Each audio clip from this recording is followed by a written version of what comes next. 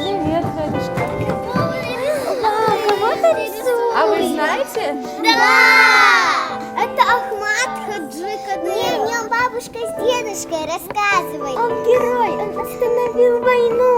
Мне мой дедушка рассказывал, что Ахмат-Хаджи был самым благородным. Он был первым президентом. А ты что-нибудь знаешь? А он совершал много подвигов. Правильно. А мне хочется узнать о нем побольше. А давайте все пойдем в музей. Давай, отличная идея.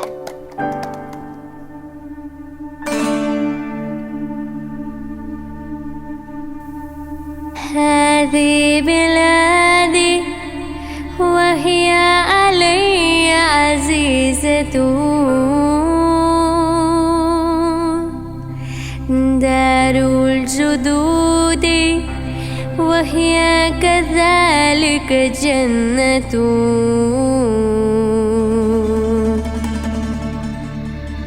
الحاج أحمد الحاج أحمد وهو أول من سعى لتكون أرضي حرة وأمينة واحمي لنا أسدا يقود نجاهنا رمضان تاج للرؤوس وقوة